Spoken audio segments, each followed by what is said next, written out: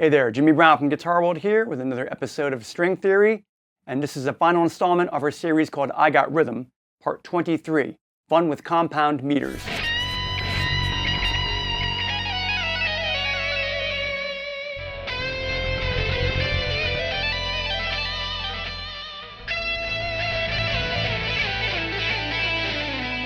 Last time we learned about 6/8 and 12/8 meters, which are basically eighth note triplets in 2/4 and 4/4 respectively. These are known as compound meters, for which the time following each main or strong beat, where you tap your foot, is divided into three equally spaced triplets that are counted numerically. In 6/8 you count 1, 2, 3, 4, 5, 6, 1, 2, 3, 4, 5, 6. And in 12/8 you count 1, 2, 3, 4, 5, 6, 7, 8, 9, 10, 11, 12. Today we'll look at another compound meter, 9/8, and also a cool popular drum beat and groove that combines two rhythmic elements that we explored previously, the triplet-driven shuffle feel and cut time, also known as a halftime feel, to render what's known as the Purdie shuffle, a soulful R&B style groove named for its creator, legendary drummer Bernard Purdie. 9/8 meter is just like eighth note triplets in 3/4, except instead of counting 1 triplet, 2 triplet, 3 triplet, or 1 enda, 2 enda, 3 enda, you count 1, 2, 3, 4, 5, 6, 7, 8, 9, 1, 2, 3, 4, 5, 6, 7, 8, 9. It's similar to a jazz waltz, which is a swing feel in 3/4. Da, da, da, da, 1, 2, and 3, 1, 2, and 3.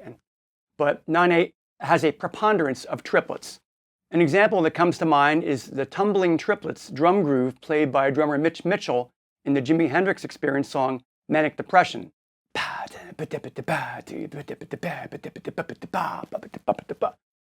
Although, due to the brisk tempo of that song, the guitar and bass parts are best counted in 3/4 with a swing feel.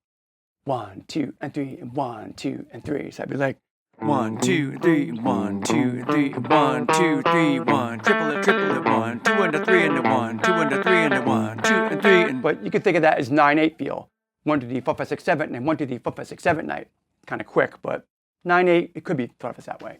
The popular classical piece, Jesu, Joy of Man's Desiring by Johann Sebastian Bach, which is at a much slower tempo than Manic Depression and features a chord change on just about every beat, that's a prime example of 9/8 meter in action.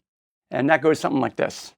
1, 2, 3, 4, 5, 6, 7, 8, 9. 1, 2, 3, 4, 5, 6, 7, 8, 9. 1, 2, 3, 4, 5, 6, 7, 8, 9.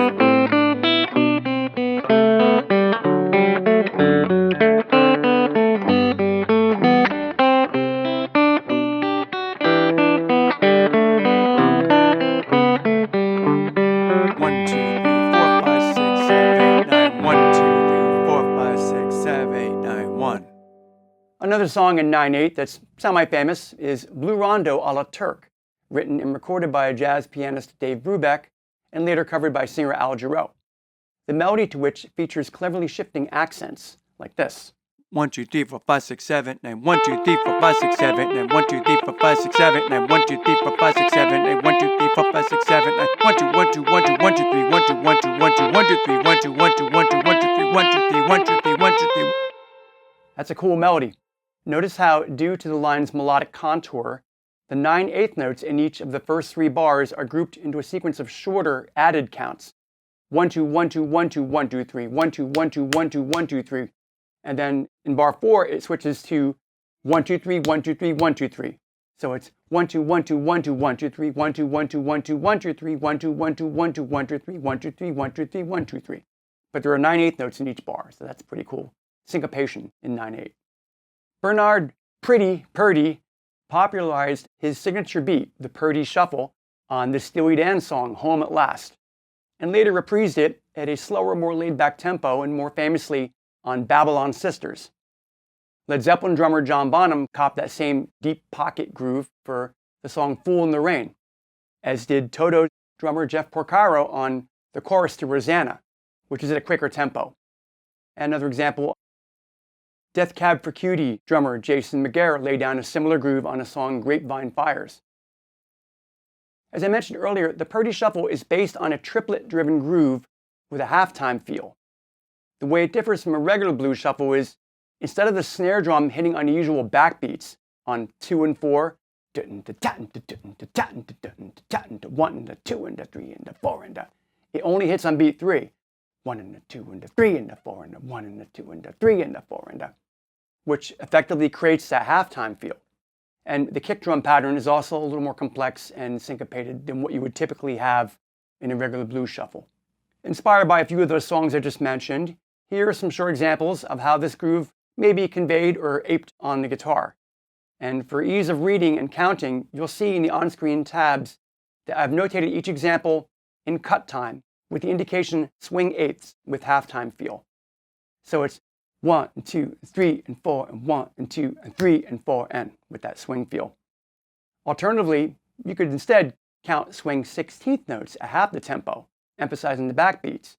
1 E and a 2 E and a 3 E and a 4 E and a 1 E and a 2 E and a 3 E and a 4 E and a. So here's some examples.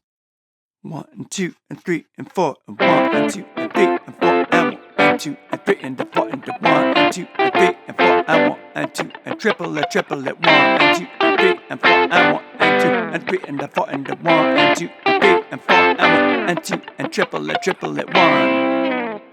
So you notice that I did those muted string strums to kind of ape that triplet feel with the drummer that Bonham was actually playing on his hi-hats. Just to kind of convey this on the guitar. You know, we're talking about a drum groove adapted for guitar and the feel.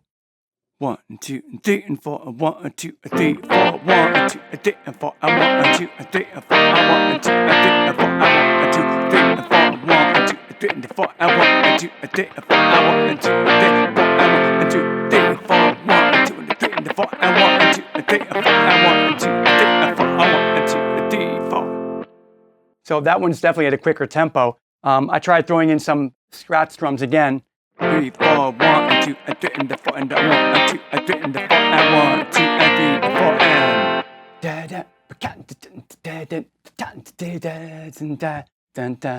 3 4 1 and 2 and 3 and 4 and 1 and 2 and 3 and 4 and 1 and 2 and 3 and 4 and. 1 and 2 and 3 and 4 and 1 and 2 and 3 and 4 and 1 and 2 and 3 and 4 and 1 and 2 and 3 and 4 and 1 and 2 and 3 and 4 and 1 and 2 and 3 and 4 and 1 and 2 and 3 and 4 and 1 2 3 and 4 and 1 2 3 4. So that's your Steely Dan style example here. We have 1 and 2 and 3 and 4 and 1. I'm definitely adding that as a triplet thing. 1 and 2 and 3 and 4 and 1 and 2 and 3. Cool chord. Wow, A flat 7, flat 5.